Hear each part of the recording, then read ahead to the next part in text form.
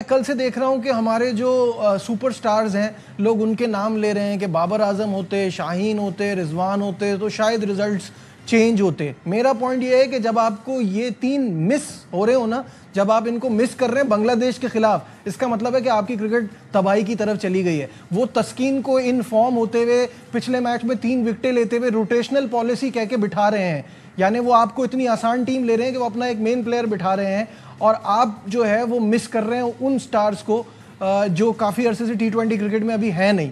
क्या सोचते हैं इस पे?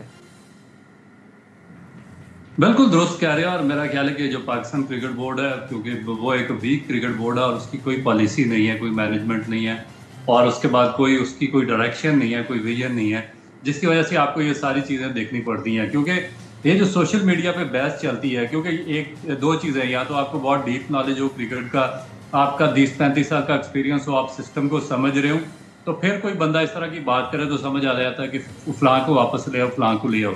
मगर जब आप चलेंगे, जब पाकिस्तान क्रिकेट बोर्ड का मीडिया या पाकिस्तान क्रिकेट बोर्ड में बैठे लोग, डायरेक्टर्स वगैरह या गवर्निंग बोर्ड, वो सोशल मीडिया के इशारों पे नाचेंगे, तो फिर रिजल्ट इसी तरह के निकलेंगे कि भाई बाबर को ले आओ, रिजवान को ले आओ, शाहीन को ले आओ, मोहम्मद आमद को ले आओ, अहमद वसीम को ले आओ, जिनको हम पहले लेकर आए थे उनका भी आप रिजल्ट आपने अमेरिका में देख लिया, अमेरिका के खिलाफ शिकस्त में, फिर इंडिया में जो वर्ल्ड कप हुआ उसकी शिकस्त की सूरत में भुगतना पड़ा।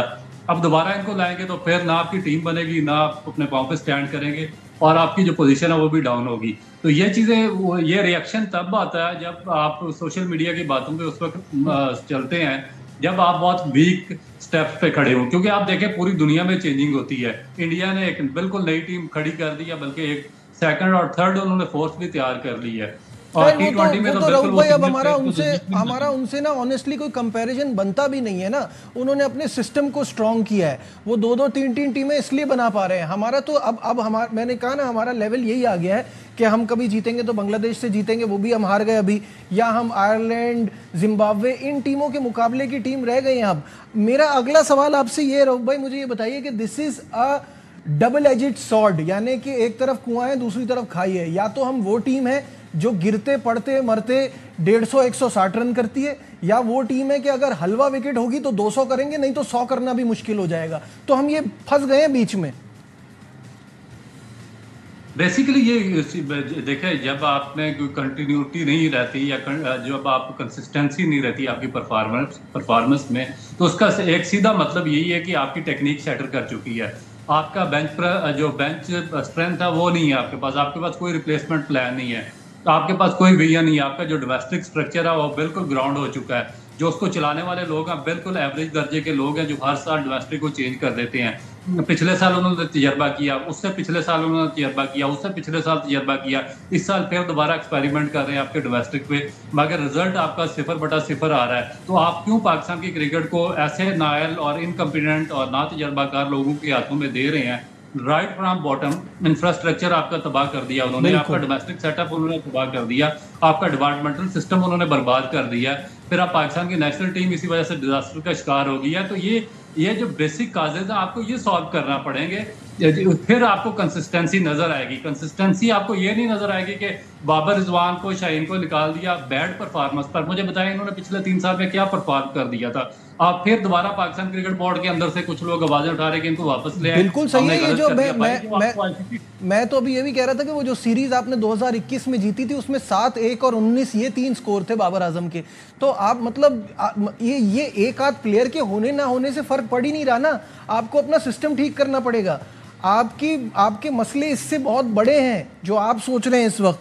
खैर, मैं अभी आपको, हम इस प्रॉब्लम से गुजर रहे हैं, ऊपर से हमारे कप्तान सलमान अली आगा ने तो सीरियसली जख्मों पे नमक छिड़क दिया। ऐसा निराला बयान आया उनका कि तमाशाइयों के पैसे वसूल हो गए। तो आइए आपको वो We thought it was under control, but the way we batted in the power play, I think that's need to be improved. From 15 for 5 and then bringing that game to that deep is just outstanding. The way Fahim batted, I think, is outstandingly well.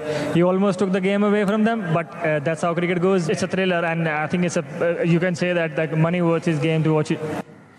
ये इनको लग रहा है तमाशाइयों के पैसे वसूल हो गए कि इतना एक्साइटिंग कर दिया गेम को। भाई बांग्लादेश के खिलाफ पहले 15 पे 5 का जवाब देना कि वहां तक आप गए क्यों, वो हुआ कैसे, और ये कोई स्कोर था।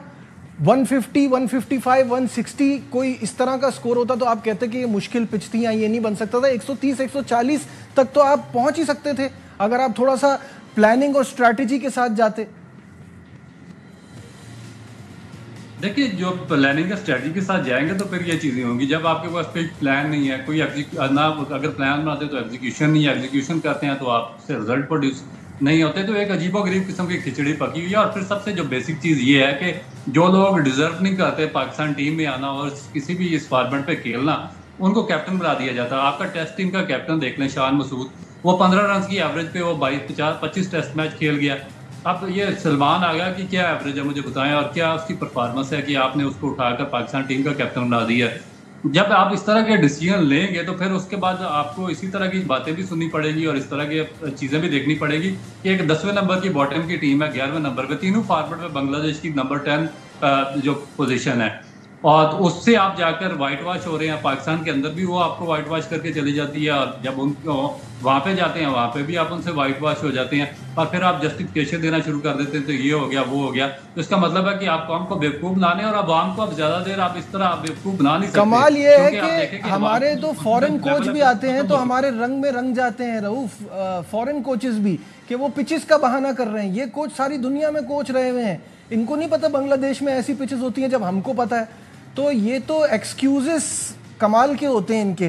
खैर, जो पाकिस्तानी बैटर्स का अंदाज था, स्कोर कार्ड देख के लगता है कि जैसे ये किसी का टेलीफोन नंबर है, 810900 तू चल मैं आया वाली पॉलिसी पे बैटिंग हो रही थी। भाई रऊफ भाई, जिस तरह की प्रैक्टिस ना उस तरह के रिजल्ट्स। ये जब हम कह रहे थे कि ये कैंप लग रहे थे स्किल डेवलपमेंट और उसमें शेडो प्रैक्टिस हो रही है और ये खेलना सिखा रहे हैं और वो खेलना सिखा रहे हैं, मैच पे ये हालत है।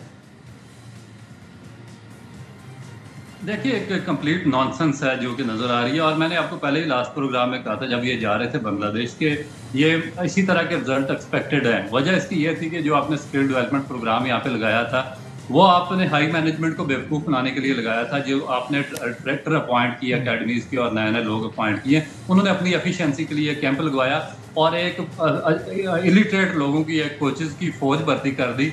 आप देखिए, जब मैं बात करता हूँ एजुकेशन की, स्पोर्ट्स एजुकेशन की, बायोमैकेनिक्स की, तो उसका बेसिक कॉन्सेप्ट यही आता है कि देखिए आप कैसे जो आपके प्लेयर्स हैं नेशनल लेवल पे पहुंचे हैं, उनको जाकर वहाँ पे अब्दुल रज़ाक, मोहम्मद यूसुफ, इमरान फरत और पता नहीं फलाने टिमकने 10 बंदे पकड़ के लाते हैं। वो किसी को बैट पकड़ना सिखा रहे होते हैं, किसी को ग्रिप पकड़ना सिखा रहे होते हैं, किसी को छक्के मारना सिखा रहे होते हैं, किसी को बैट स्पीड करना, तेज करना सिखा रहे होते हैं।